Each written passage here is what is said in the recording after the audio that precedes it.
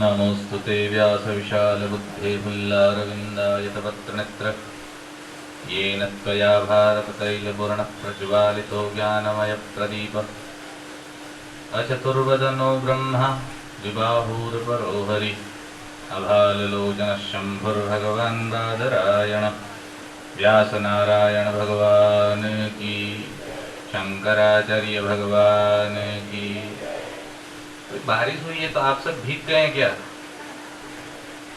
हाँ, मंडप में टेंट में बैठे और वो भी वाटर प्रूफ है, फिर क्यों आप जय नहीं बोल रहे हैं? सनातन धर्म की,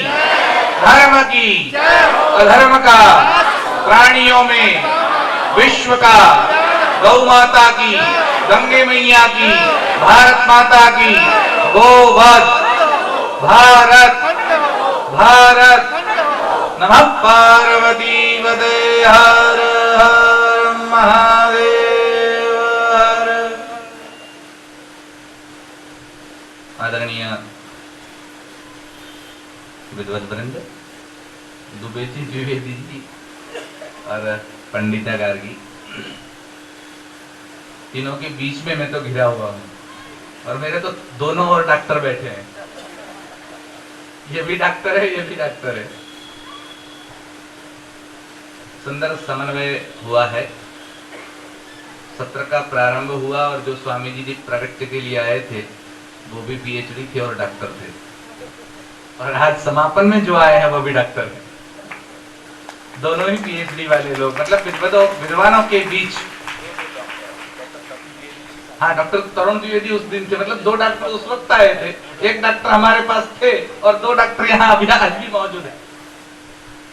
सुंदर योग बना है, आपने कृपा की यहाँ आने की, इन सब लोगों को और हमको दर्शन दिए और आशीर्वाद भी प्रदान किए। अब ये भी गार्गी जी ने बताया, यही हमारा मुद्दा लेख है और पीछे आप देख रहे हैं इसमें प्रथम सूत्र ही ये लिखा है, वेद प्रणिहितो धर्मो ह्यधर्मस्तद विपर्ययः। जो वेद कहता है वही धर्म है और जो उससे विरुद्ध है वह अधर्म है। अभी अभी यहां से बताया गया कि स्मृति ने जो चार बातें कही, वेद स्मृति सदाचार स्वस्य च प्रियमात्मना, ये चारों बातें बिल्कुल धर्म का ही लक्षण और प्रतिपादन करती है। लेकिन आज युग बदला है और लोगों को धर्म की व्याख्या समझाने वाले लोग नहीं हैं। लोग धर्म से या तो विमुख हो रहे हैं या अज्ञात हो रहे हैं या धर्म से नाता टूट गया है या कहीं न कहीं कोई कुत्सित विचारों में कोई गलत रास्ते पर भटक गए हैं और उन्होंने पूरी व्याख्या बदल डाली। अब वो वेद स्मृति सदाचार नहीं कहते, आज तो वो कहते हैं लेडी फ्रेंड समाचार स्वस्य च प्रियमात्मन। धर्म की व्याख्या क्या है? ज्यादा से ज्यादा पूछना है तो घर की पत्नी से पूछ लो, लेडी, उससे भी ज्यादा पूछना है तो फ्रेंड या तो फिर मित्र से पूछ लो। और सदाचार नहीं, समाचार, न्यूज़पेपर और न्यूज चैनल में देख लो, यही उनका धर्म हो गया है। और वैसे जिनको धर्म के बारे में कुछ पता नहीं वो टीवी पर आकर धर्म की व्याख्या समझा रहे हैं।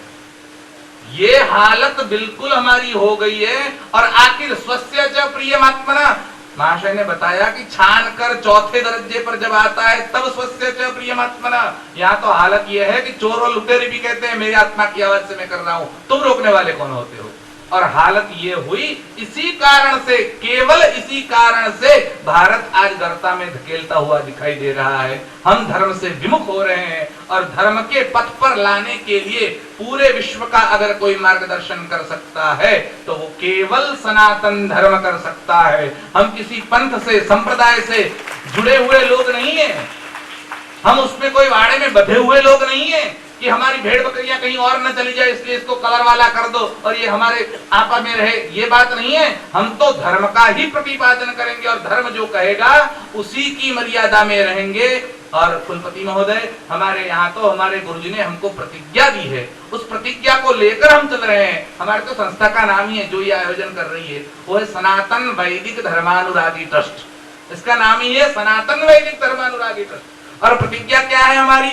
श्रुति स्मृति एवं इतिहास पुराणों में संपूर्ण श्रद्धा को रखने वाले हम सभी वैदिक संप्रदायों का सम्मान करते हुए भी चित्त को सांप्रदायिकता से परे रखकर साक्षात्कार के लिए प्रयत्नशील रहेंगे। हम श्रुति स्मृति इतिहास और पुराणों में संपूर्ण श्रद्धा तो रखेंगे ही और किसी से द्वेष नहीं करेंगे, और जो अवैदिक है उनसे हमारा विरोध जारी रहेगा। लेकिन जो वेद को मान्य करके चलते हैं ऐसे लोगों का हम आदर करते हैं, ऐसे लोगों का हम सम्मान करते हैं, चाहे वो हमसे जुड़े या ना जुड़े, लेकिन अगर वो वेद को मानकर चलते हैं तो वो हमारे लिए आदरणीय है। और जो वेद से पैरेलल चलता है उससे हमारा कोई विरोध नहीं है। मत भिन्न हो सकता है, लेकिन जो वेद से विरुद्ध चलेगा तो हम उसके विरोध में खड़े होंगे।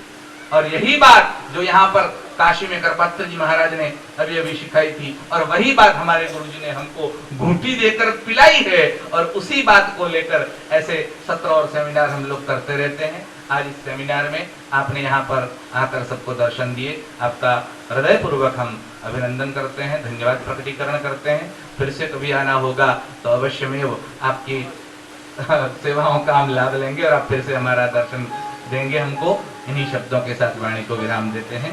गुरु जी की ही प्रवचन कुछ है जो योगेश्वर याज्ञवल्क्य पर है, उसको आपको प्रदान करते हुए